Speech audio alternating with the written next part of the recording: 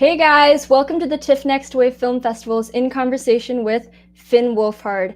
As you join us today, we encourage you guys to reflect on the land that you're on, who the traditional keepers of the land are, what the treaty relationship is, or if it's unceded territory. I am on the treaty lands and territory of the Mississaugas of the Credit and the traditional territory of the Anishinaabe, the Wendat, and the Haudenosaunee. The territory is within the lands protected by the Dish with One Spoon Wampum Belt Covenant, and it's home to many First Nations, Inuit, and Métis people. We are grateful to work on this land. I'm Lena, and I'm a member of the TIFF Next Wave Committee. We're the team that programs this awesome festival for you guys, and we are actually celebrating our 10th anniversary this year. The TIFF Next Wave Film Festival is running from now till Monday, February 15th. The festival is curated by the TIFF Next Wave Committee, and we're a group of 12 high school students. We love film, and we get to plan youth-oriented events at TIFF. The films in this festival are accessible all across Canada. For more information, please visit tiff.net/nextwave. If you're wondering how to get involved with TIFF Next Wave, applications to join the 2021-2022 committee are going to open for high school students this spring at tiff.net/nextwave. So come work with us. It's really dope. I'd like to extend a sincere thank you to our lead sponsor, Bell, and our major sponsors, RBC, L'Oreal Paris, and Visa, as well as our major supporters, the Government of Canada, the Government of Ontario, and the City of Toronto for their continued support. Also, a huge thank you to the Slate Family Foundation Learning Fund and the Shawn Mendes Foundation for their support of TIFF Next Wave. To moderate today's conversation, we are thrilled to welcome Raddy and Simon Play. Rad is a film critic for CTV's National Breakfast Show, Your Morning, and CTV News Channel's Friday Flicks. He is also the culture editor for Now Magazine in Toronto and a pop culture columnist for CBC Radio across Canada. Hey, Rad. Hey, how are you? I'm good. How are you? Thank you. I'm good. Thank you for having me. Thank you for the introduction. And by the way, is the Nirvana show shirt because Finn's a fan of that music, or am I? The Ramada shirt's because I'm a fan of that music. Right. Well, thank you so much. Okay, so we are here, of course, to celebrate, as you know, the career of a fellow Canadian, the actor, musician, and director, Finn Wolfhard. Now, we're going to talk about Finn's short film, Night Shifts, which you all watched. We'll also talk about what's to come from Finn, including Ghostbusters Afterlife and new music from his band, the Aubrys. And we'll talk about the career he's had with movies like It, and of course, his breakout role in Stranger Things. Like most of you, I was introduced to Finn almost 5 years ago on Stranger Things. And, you just got to think about it. So much has changed since then. Back then, I didn't even have a Netflix at the time. In fact, the only reason I got Netflix is because everyone on Twitter kept talking about this show called Stranger Things. And I had to sign up to see what this thing was about. And like most of you, I was sucked right in to a monthly subscription. So, and that's partly what makes Stranger Things so magical, because this is a show that, it bridged generations, right? It was a throwback to the movies that I loved as a child, but it also kicked down the door to this new reality of kind of binge watching. It brought us into this era where we consume entertainment at home, but together, we're engaged with storytelling, and then we're talking about it on Twitter. And, that's next wave. And I think the magic of TIFF Next Wave is that, it celebrates and it amplifies this generation that drags us kicking and screaming into the future. That's your generation. And who better to celebrate that future with than the fella who was at the forefront of that next wave. Let's give a virtual applause for Finn Wolfhard. Yeah. Okay. Who the hell is that? I thought it'd be funny. My friend Jamie made that's my friend Jamie Rogers, who is a Ryerson student who's about to graduate, and he made a Next Wave short film that Ryan Reynolds narrated. He tweeted at him and he narrated it. So go check out. If you just look up TIFF Next Wave, you'll be able to watch that short. But I thought it'd be a funny opening to get a Toronto guy. Yeah, I think he did it. He did it 2 years ago, but it was a part of this festival. Yeah. Interesting. All right. So you're just plugging always about the community. Thank you. Yes, Finn, of course, for being here. Yeah, it was an honor. Thank you for the kind words. So nice. Yeah. Well, look. We were talking about how you're forging this multi-hyphenate career. You're caught between movies and television and music. And before we talk about, say, Stranger Things, I think we need to remember that your acting career and musical career was kind of forged from the same fire, and I'm talking, of course, about the Pup music video, Guilt Trip. you know, Yeah. which was also, by the way, like inspired by Stephen King. Yeah. So I mean, go back to that, like that music video. What did Finn back then imagine his career was going to be? Well, yeah, it's a good question. Well, yeah, you're so right. It did, like, my love of music and film came in at almost exactly the same time. And with that Pup music video, you know, it was directed by Chandler Levac, who's a friend of mine, and same with Jeremy Shellen Ryu, who's also a Toronto amazing filmmaker. He does like mostly all the Pup videos.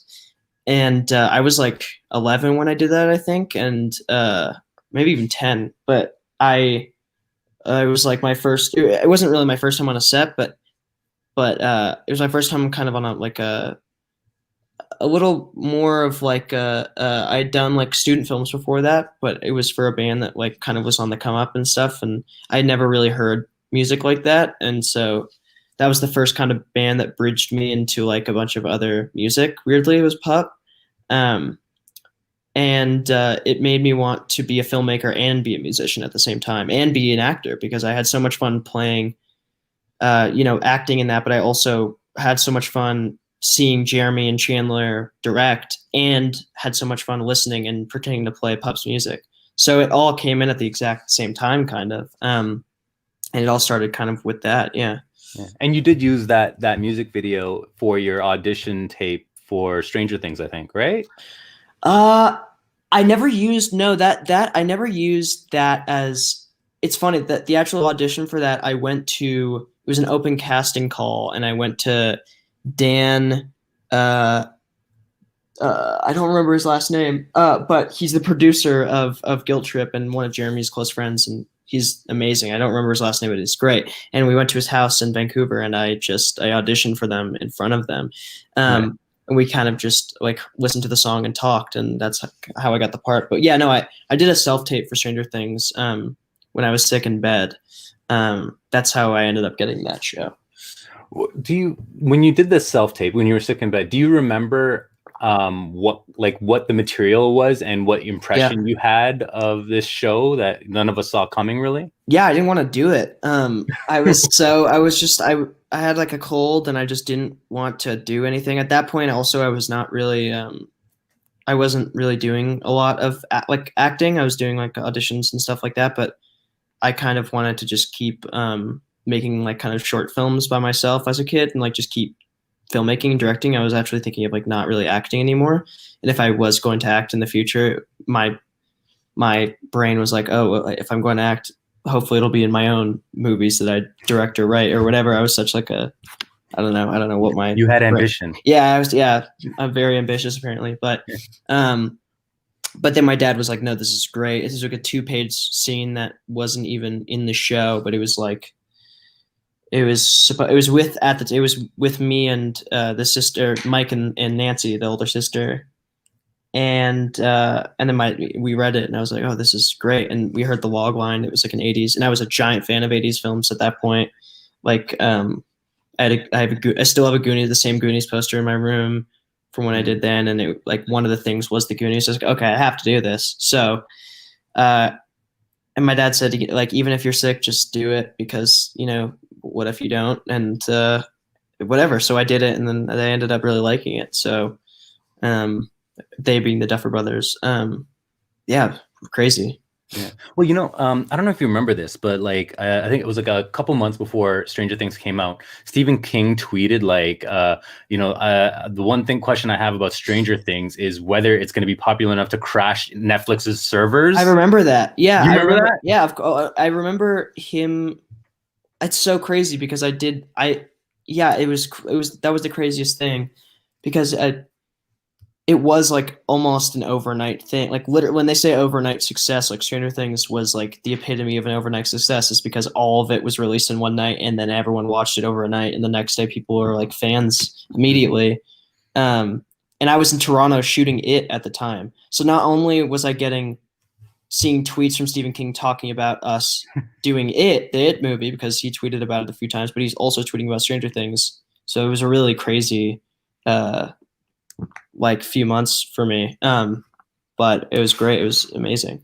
Yeah. Well, I mean, let's I want to look back. Let's look back at this first scene of where we first met you in Stranger Things, because so much has evolved since then. This is almost 5 years ago, and I'd love to see. I'd love you to think about how you look at this scene again with your director's hat now. Now that you have the experience as a director, so can we roll the clip? Let's do it.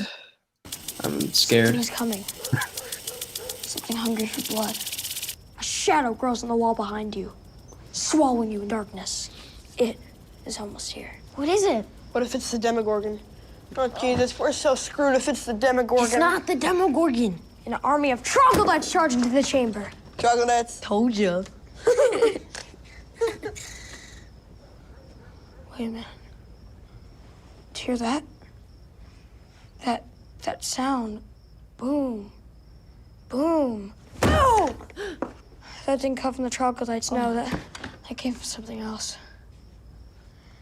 The Demogorgon! We're in deep shit. Will, your action! I don't know. Fireball him! I'd have to roll a 13 or higher. Too risky. Cast a protection spell. Don't be a pussy. Fireball him! Cast protection. The Demogorgon is tired of your silly human bickering. It stops towards you. Boom! Fireball him, Will! Stop! Boom! Cast protection. He was in anger! And fireball! And fireball! Oh, where'd it go? Where is he?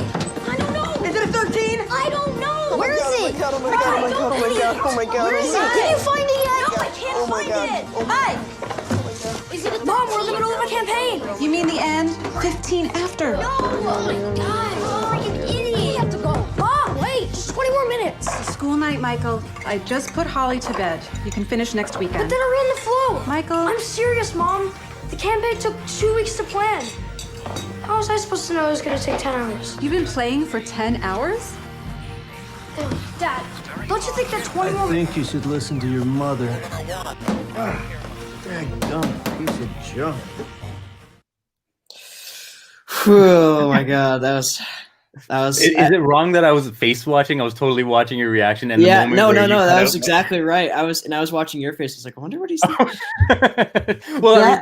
the reaction you reacted when your character, when Mike goes slamming all the directing all the orders. I mean, I guess for a lot of us, we don't realize how awkward it is to see ourselves when we're from 17 going back to 13. Imagine growing up and hitting puberty in front of the entire world. Oh no, I'm so proud. I mean, I'm so proud of that show, especially the first season. I'm so proud of, and I think what I noticed immediately with that show is I have no idea what I'm doing. Like acting wise, I don't know what really. I don't really know how to act at all. Really, this is my first thing. And before that, I had done small things where I was more kind of hanging by a thread and having fun and still having fun. But I remember that was the first thing we ever filmed. And for some, we couldn't stop laughing because we had no idea what we were doing. We kept laughing at nothing. We kept making each other laugh so hard. And the Duffers they're like, why are you guys laughing so hard? And we had no idea because we were just so excited. It was our first thing. And, but I think that's also why people like the first season so much is because, I mean, the show, in my opinion, just filmmaking wise, acting wise, has just gotten better. But there's, I mean, nothing really to me, in a way beats the first season because the Duffers had made a film called Hidden, which is great, but this is their first really big thing. I think they just turned 30. And I had just turned 12 and it was just everyone's first thing. So we were kind of making this thing in secret as well. It didn't feel like a show that we were making. We felt, I mean, no one knew who we were. No one, Netflix was so amazing. They were just gave basically full creative control. I mean, they still do give a lot of creative control to the Duffers, but it felt like we were filming an indie movie, it compared to what we're doing now. It still feels the same. The set feels exactly the same. We still have as much fun, but it's just one of those things where it felt almost like a secret when we were filming it. And we were like, I wonder if they'll give us a season 2. I remember leaving thinking oh man, it's gonna suck if there's no season 2, but hopefully it'll be a cult classic and people will look back on it and really like it. And then, just spitballed from there. But, I was in Toronto when it on July 15th when it came out. Right. Yeah, I lived on Simcoe, right across the street from the Tim Hortons. And it was, it's super crazy, like very surreal kind of time. Well, when I look at that scene, first of all, I'm surprised you say, "Oh, like who are brand new actors and such," and it's like you guys are great in that scene. And the thing that stood out to me, or like, I mean, I guess retroactively, like looking back at it now, I'm like, man, Mike is a director. Like Mike is directing this action. He's narrating. He's creating the story. He's directing our eyes to and telling us what to listen to and all that stuff. And I'm wondering, like, I mean, did that, did you feel any kind of affinity with that character, with that sense of him, and in terms of the way he controls the scenes? And stuff? He's a storyteller, and he's the leader in the first season. And as this show goes on, everyone kind of goes their separate paths, and Mike gets distracted. But every few episodes, he'll get a thing where he springs into action and he's kind of a leader again. In season 2, at the end of season 2, he kind of gets like that. 3, kind of in the middle, he gets like that. It was really fulfilling because I got to be kind of like the fake leader of a group. And it felt like really cool. And he's a storyteller. I mean, like he sets up the whole season. And the show. I mean, he literally, I talk about it all the time. Like he in episode 6, like he basically almost kills himself to save Dustin from like getting his like lips or teeth cut or whatever from the bully. And I jump off the cliff, and I don't know that Eleven's there, but she saves my life. And that's like such a famous scene of the thing. But I always say, like, if Eleven wasn't there, he would have died. Like he would have died for his friends. Like he's like the absolute ride or die friend that would die in a second for any of his friends. So that's why he's such a fulfilling character to play. Yeah. Well, let's talk about the, what you directed, like Night Shifts, right? So, the audience had a chance to watch it. It's this very funny movie about two people whose lives have diverged, and they reunite on a very peculiar, unusual circumstance. And I was wondering, like, did that story resonate with you because you are someone who, you often having this career, and it's made you distant from the people you grew up with? Yeah, absolutely. I think it comes from me going back to Vancouver and seeing kids I went to high school with and kids that I went to elementary school with, especially elementary school, because we're completely different people. And that's a really weird thing, seeing like someone that you went to school with, like working at a bowling alley, and like it's like really nice to see them, but also like you feel, well, I don't know if we could swear, but like a ding dong. We did just your pussy in the. Okay, cool. Okay, so dick. Thing, so yeah, you kind of feel like a dick, like for like just being in this, like for telling them what you've been doing, because it's so different. Like it's such a completely different life, and they're doing their thing, but you've been doing your own thing, and so I always found that it was like when I see people from elementary school, it feels like the highest stakes in the world. And then I equated that to like a bank robbery, essentially, or like a convenience store robbery, seeing a friend who's just on a completely different path. But everything is completely, I like whenever I see kids from elementary school, I think like what they do now is like, they just work in different ways. Like they work their asses off in different ways, and like they're going to school or business school or whatever. And it's like, it's funny, like it's just ending up on completely different paths and feeling like immediately, because of what, like just the experiences that I've had, I immediately feel like a dick because it feels weird. It just feels so weird.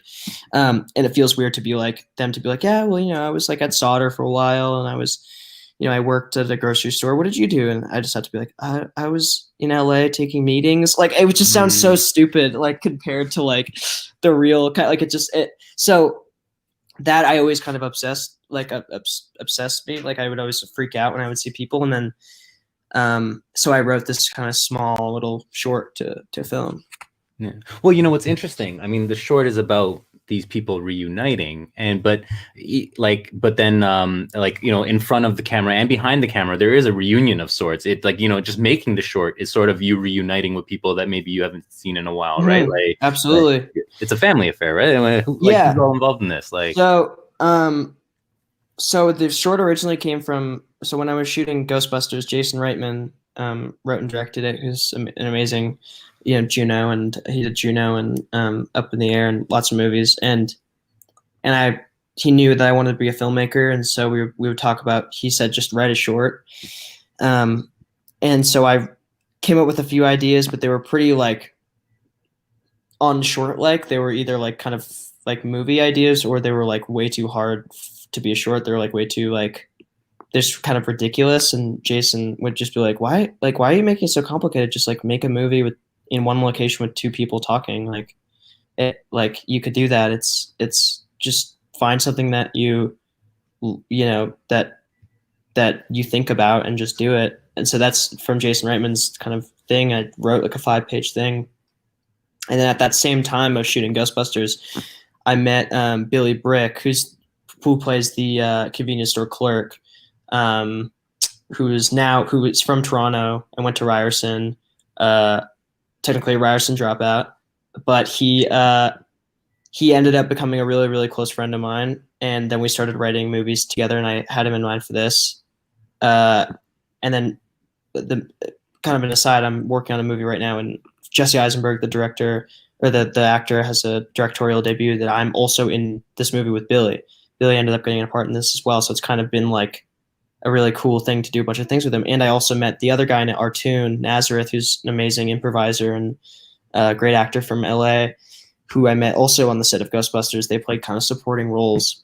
And so I was oh, these guys would be good because they were really funny in real life. And so I wrote it for them.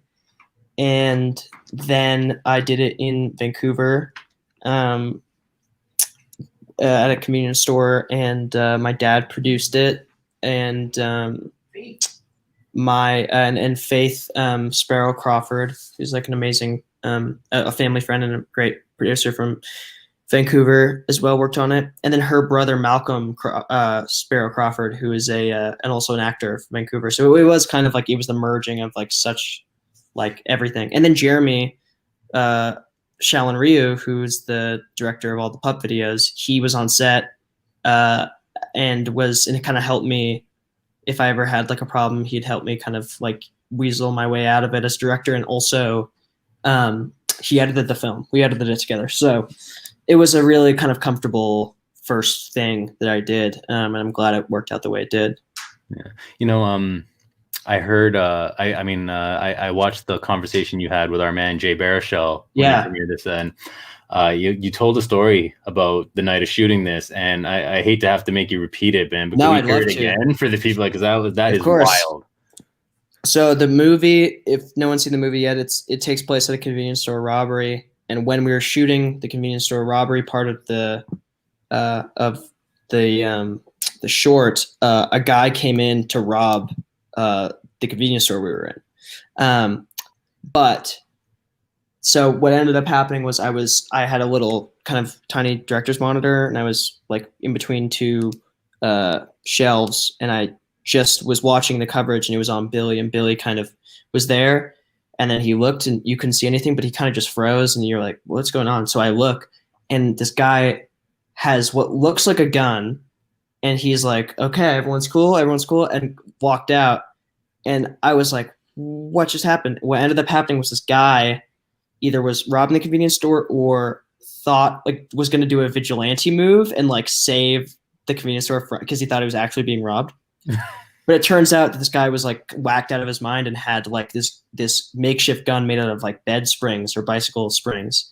And Artoon, in character and in the scene, had a fake gun, and he just turned to the guy and pointed the fake gun at him. And the other guy also pointed his fake gun at each other. So they were in a fake gun standoff, which then caused the guy to leave. And it was the crazy. And we all were I said, we cut, and I was like, Arch, what do you think would have happened? Like, why would you do that? Like, if the guy had a real gun, you'd be dead. And he was like, I don't know why I did it. Like, it was just, I guess nerves just kicked in, and I aimed the gun on him. It was insane. And then we just kept going. But I definitely, everyone was like, whoa, oh my God, I can't believe that happened. And then Billy made a really funny joke that was like, dude, are we really going to keep shooting? That guy's going to come with this like giant fucking bicycle spring gun militia back to rob the place. But insane. Yeah, it was like a really crazy thing. And then we just kept shooting for the night. And yeah, nuts. That's my favorite part, though, right? Because that's where you probably grow into being a director. It's like, okay, well, that happened, but we got to get back to work. Yeah, exactly. Like, I was like really focused, and like I just kind of was like, I just was like, okay, well, he's not coming back. Let's go. And everyone was like, okay. And they all kind of, and Billy was like, are you fucking serious? I was like, yeah, it's fine. We're good. He's not going to come back. He'll say it was a bike spring. What is he going to do? Right. So yeah, think on your feet, I guess. you gotta roll with the punches. Yeah, it was really, really peculiar.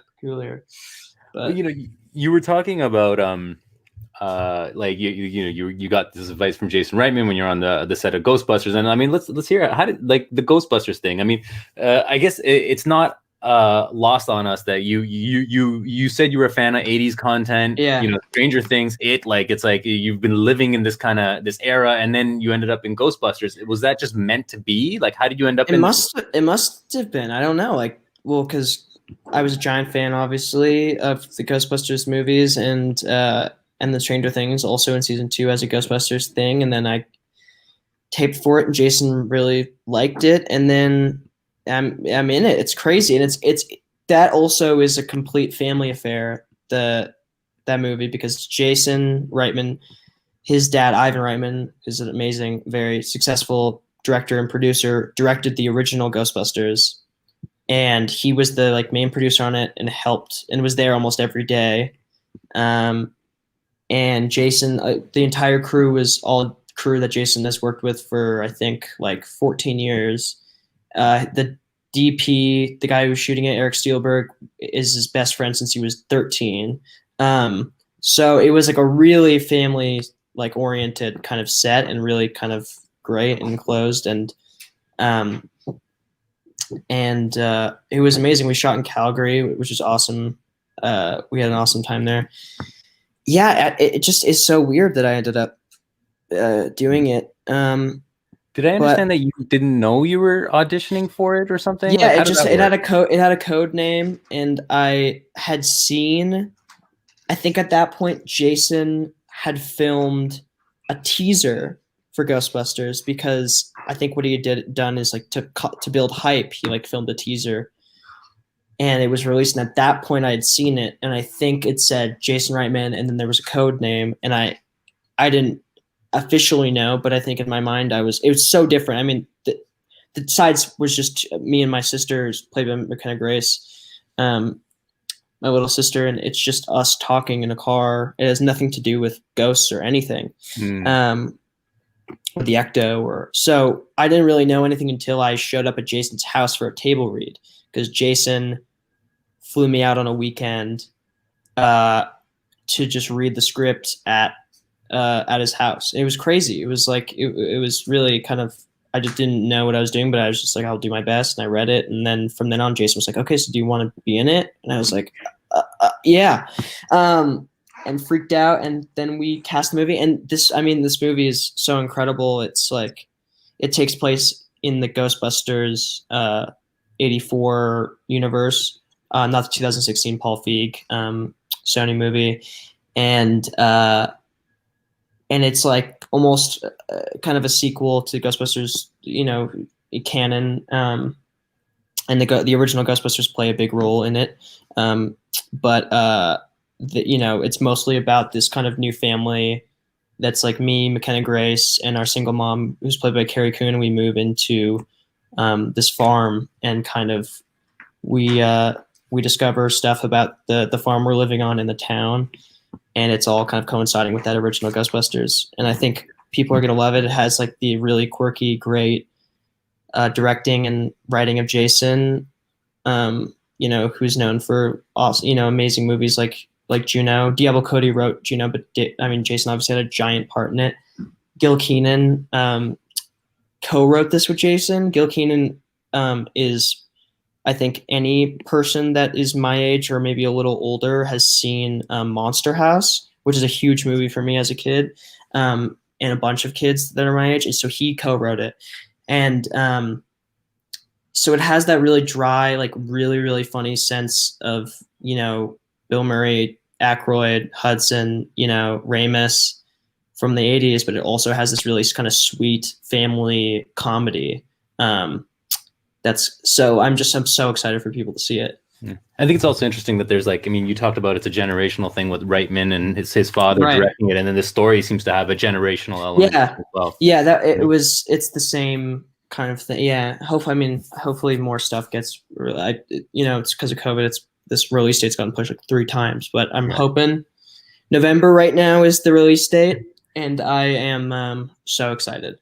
Yeah, and you have look, it's a pandemic, and yet you have this coming out. You are working on a Guillermo del Toro adaptation of Pinocchio. Yeah. You are making this movie with Jesse Eisenberg. You have so many things coming out, and you're making music. And it's like, bro, it's a pandemic. I don't know why you're so busy. I know. I kept I was buying. Well, I had a lot of time to do a lot of things apparently. Right. So tell me about the music. The Aubrys. You just released a single today. Mm-hmm. Right? Or you just what's you want to tell us about the single first? Yeah, it's called "Stand in My Bed," and Consequence of Sound just premiered it, and it's coming out officially tomorrow. Yeah, and the same kid that I met on the Guilt Trip video, Malcolm Craig, who played Zach. Is the drummer. We've been playing music ever since we met, and this is our band that we release our music kind of independently through AWOL. This amazing group that kind of gets our music out there and on the platforms. We just record in Malcolm's basement, and have our really amazing friends do their magic and mix it and master it and everything and put it out. So hopefully we'll be able to do an album in the next little while and get some new music out. Yeah, I'm really excited for people to hear it. Yeah. Well, do you find then, because you're exploring the filmmaking aspect and you're acting and you're also making his music, do you find that you have a lot of people just more freedom to express pure 100% Finn in the music versus the collaborative stuff you have to do elsewhere?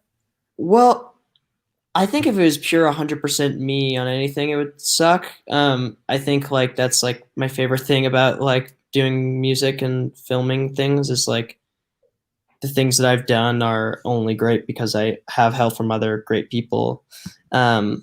So yeah, I can write stuff on my own, but I really need someone else to kind of get in, another piece of the puzzle to really kind of complete it. But yeah, I don't know. That other people are very vital in that, I feel with everything. Mm-hmm. But so then you feel as a personal reflection, the music is just as valid as the films, or vice versa, so to speak. Totally. I think the music is a little more very personally fulfilling because I'm kind of playing all the instruments with Malcolm, kind of doing everything. Whereas on a film set, there's the gaffer and the camera guy and there's tons of people. It's not just me. Right. So it's a little different. So we got audience questions coming in. So the first question, I'll read this to you. It's from Scarlett Yape. I hope I'm saying that, I hope I'm saying that right. So it's asking you, how would you define success in your own way, especially now that you're a world-renowned star, musician, and director? I would say success is just doing what you want to do and be just being happy. It's pretty basic and stupid, but being able to do what you want to do and also make a living at it is the best. So I'd say, yeah, that's to me what success is just doing what you want to do. Yeah. Well, so okay. So that last question was from YouTube. Danny Mo on Facebook is asking, have you ever felt like you identified with a character you've played and why? Yeah, I think with every character I played, I try to find something in there. There's some characters that I kind of I had really nothing with, but with Mike, it's being the leader. I really like being a storyteller and doing that thing and being at the helm of something, and just being really thoughtful, or just being very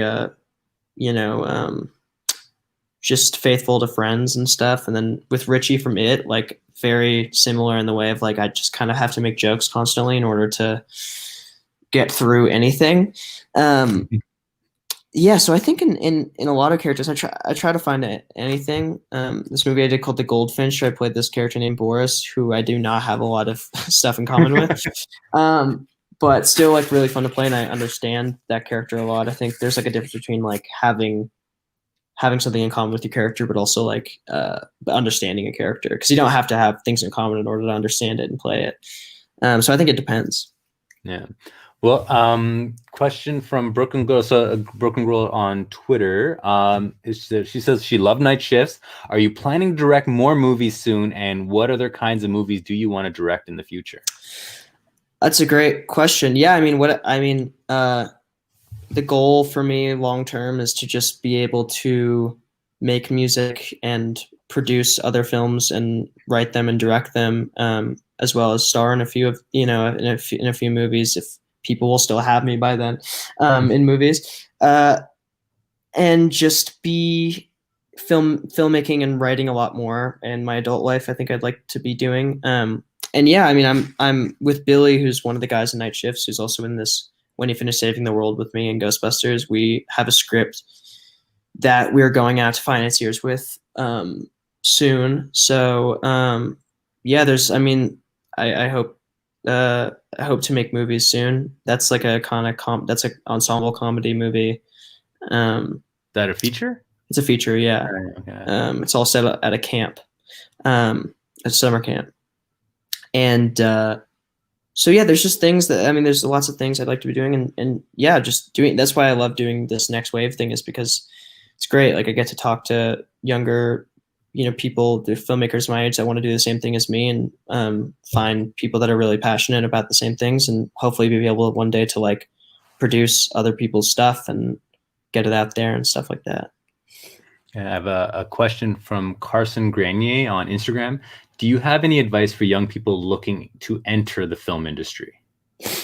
Yeah, I think there's a lot of ways you could do it. There's always film school is one of them. I have a lot of friends that went and loved it. I also have a lot of friends that went and hated it. So I think it really kind of depends on if you're someone who loves film but knows kind of nothing about it, I'd say film school is a cool option.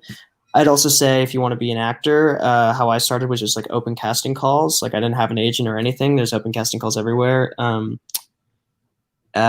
could just go in and sign up and audition. And so that's also an option. Becoming a PA is an option, because that's like an incredibly tiring job and really kind of the unsung heroes of a film set. But you learn an insane amount from being a production assistant.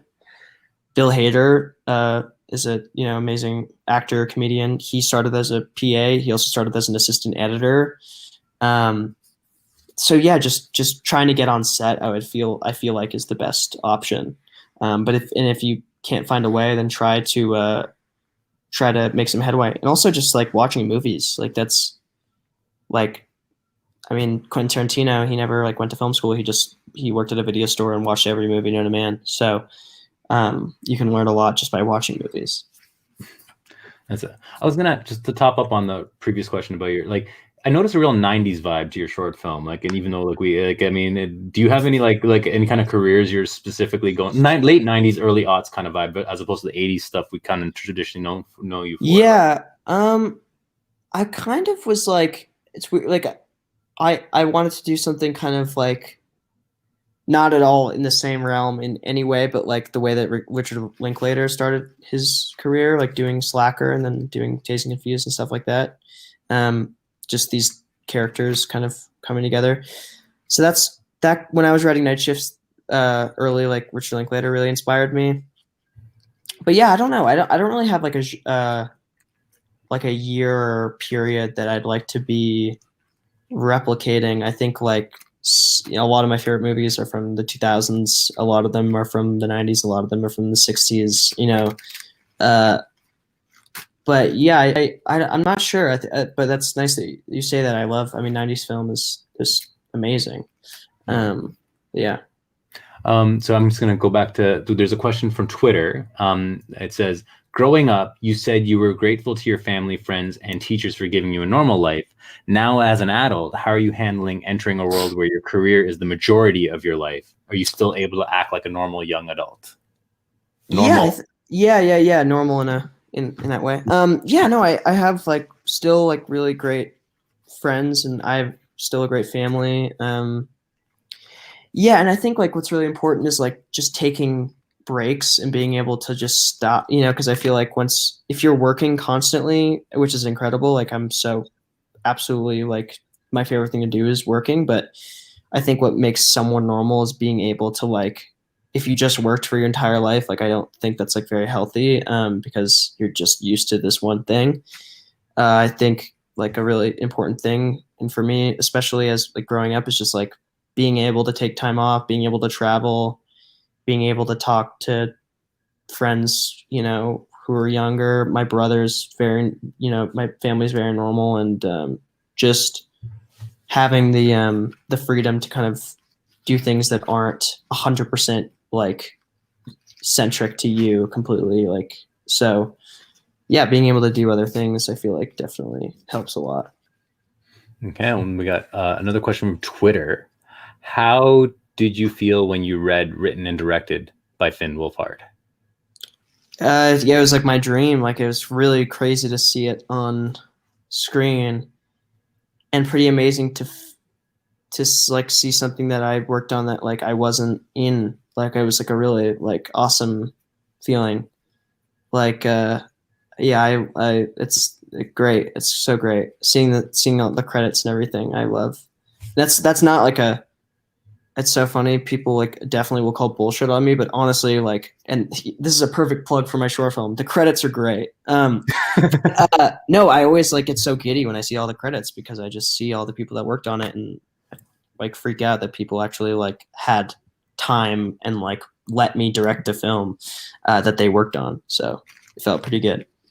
Sorry, I was gonna. Oh my god, the questions are just flying at me right now. I was about to ask my own question. We're like, oh yeah, no, go for it. Here you go. So from Twitter, we got, what is your strategy for writing songs? From user Ra Anderson 93.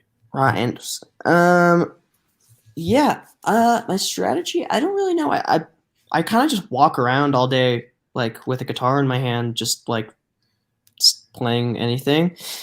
Usually what I'll do is like I'll just keep playing something and then I'll find like a riff or a chord progression or something that I'm like, oh, that sounds cool, and then I'll keep doing it, and then I'll come up kind of with the music of it, and then afterwards I'll add a melody to it, and then lyrics always last, but it's usually like a riff that I come up with that then turns into a song. I wouldn't know anything about writing music, so I can't relate to anything. Yeah. Like, I know. Yeah. I still haven't figured it out at all. Like I don't think I ever will, but right. It's weird. Well, that's how we learn. So the next question from Mia Caven on Twitter, or Mia Caven or Caven. Being so young and having your first debut must have its ups and downs. What would you say the disadvantages and advantages have been? Just your first debut as like a filmmaker, I guess, right? I guess is that what they're asking? Ooh, yeah, I mean, I guess it would be because you've made songs for how long now, right? So this would be your debut feature, or not feature. Right. Yeah. Being so young and having your first debut. I think with anything that you start with, like it's always pretty like daunting. I would say the downs like come a few years afterwards. Because you're like, what the fuck was that? Like, what did I make? What was that? Kind of like when you looked at yourself and totally. And you don't really know. Like you don't. It's like pretty like that's the other thing is like you try to be as self-aware as possible. But like you really don't know until you look back on it and you're like, whoa. But I guess the disadvantages is like being, but I mean, I think that's all advantages. Having like disadvantages are like suck, but like in the future, they always like make you a better person because you have all this life experience. So I think with any disadvantages that I have, I always like try to, and I think that's also what's so narcissistic about being a filmmaker too, is like, and or being a writer or anything is having crappy life experiences or any life experience and being able to go outside yourself and say, oh, that's really funny. I'm going to put that in something, or I'm going to write it, which is great because you can have a story that you can put in a movie or a story you can put in a script. But it also makes you a dick because you're completely disconnecting yourself from the conversation and reality. So I think that there's a really it's a very double-edged sword, but I think like in a lot of ways it's worth it. I just like likening what you're talking about, where like, when you look back at something 5 years ago, I feel like it's almost like having a Facebook post that you regret writing 5 years ago. Yeah, absolutely. Yeah, exactly. Yeah, totally. So another question from Brooklyn Girl on Twitter: how do you deal with nerves and anxiety? Ooh, this is getting personal. Yeah. Do you have rituals or something to calm your nerves? Yes, I am a very anxious person. I've had been diagnosed with anxiety disorder since I was pretty young. And I've really only started to figure it out now, and I'm still not figuring it out. I mean, it takes, I think with apparently is what I hear from adults is it slowly you start to figure it out as you get older. And I really only started to figure out that deep breathing really works. Because I really thought that it didn't, because I was how can that work? How can just deep breathing make you calmer? And it just does. It doesn't let the anxiety go away, but I deep breathe and I try to meditate, and I have a therapist that I talk to. And I don't know, I take medication. It's I think with it's different kind of with everyone, but for me, I have I try to get if I'm anxious, I try to get nervous energy up. I just walking around my house or just doing any kind of exercise to just try to get out of your own head. So yeah, there's a few things that I do, but yeah, I mean, I don't drink caffeine. That's something that I feel exacerbates it a lot for me, but that's kind of what I do. And thank you for sharing that. Of course. I'm sure a lot of people knew that. Yeah. Look, it's the next question. Would you, from Vicky MX16, who would you like to collaborate with, and what kind of project would you do with them? And I just want to tack on my own thing. What kind of, who's the filmmakers that you do? Who are your goalpost filmmakers and musicians as well? Goalpost filmmakers. I mean, Paul Thomas Anderson, Spike Jonze, obviously the top, the best filmmakers in the world are Can we settle something? Yeah. Is Paul Thomas Anderson's last 3 films not the best films of his career? Or are you on the earlier the last 3 The Master, Inherent Vice, and Phantom Thread? I haven't seen Phantom Thread, but I think Inherent Vice is one of his best ever. Yeah. But I also think I was just talking about Boogie Nights the other day, and I'm working with Julianne Moore, who's famously in Boogie Nights, and I was shooting a scene with her last night, and I just was sitting across the table, and I was like, that movie is the best. I was telling her, she's like, it's a great movie, right? I was like, yes, it's a great movie. Hearing her talk about it was insane. And the way that she got she was telling me the way that she got the part was one of her good friends was her boyfriend was Paul Thomas Anderson at the time. And she said, hey, my boyfriend has this script. He really wants you to read it. And so she read it and was like, wow, this is a great script. And they saw each other at a party, and Paul Thomas Anderson said, you're going to be in my movie, man. And she was like, oh, okay. And that's how she got the part, which is so crazy. But yeah, no, I think those are my favorite filmmakers. I mean, a lot of them aren't alive anymore, but the ones that are alive, I mean, as an actor, I'd obviously love to work with, but just to be doing the films that interest me, and films that I will write and be able to actually make them, because it's so hard to make movies. Just to be able to make a movie is the end goal. But and same with music, being able to just record music and put it out is amazing. But I have a lot of favorite people, but I think the goalpost is just be doing what I would like to be doing. So this I guess might be the last question. So I'm not going to read that handle, the Priscilla. Okay, so besides reading a script, what is actually no? Do you want to do this question? Which you choose the question? You could see them. Do you want to do the Stranger Things question or the? Yeah, I can double barrel. I can I know the first answer. I'll read both fast. Of them. What your favorite scene from Stranger Things, and the other one is what do you do after reading a script besides reading the script? So my favorite scene that I filmed in Stranger Things, probably looking back on it, it was really hard to do, but all in season 2 when we're all in the tunnels, crazy tunnel stuff, it just looked amazing and it was so much fun to film. All the stuff, anytime I get to film with Gaten or Joe Curie is like the best because I get to like do comedy and like it's always really fun. So those are probably some of my favorites. And then besides relationship, what is the first thing you do whenever I'm given a script? I usually do research on who the writer is or the director and see what they've written before. And if I can't find anything, then I just dive in and see what it is. But I usually read scripts. Like I like to read scripts. I usually read them pretty fast. But yeah, that's pretty much what I do. All right. Well, so that was the last question. So Finn, thank you so much for being here. We got to wrap it there, but so thank you for joining us, and thank you everyone for watching the TIFF Next Wave Festival, for watching this, and for joining the TIFF Next Wave Festival, which is on until Monday, February 15th. All the films are available across Canada, and for more information, I'm going to tell you to go to tiff.net/next wave, and don't forget to check out the new single by the Aubrys tomorrow. It's tomorrow, right? Tomorrow. Yes, it is tomorrow. Yeah. All right. So have a listen to that and have a good night, everyone. Thank you. Thanks, guys.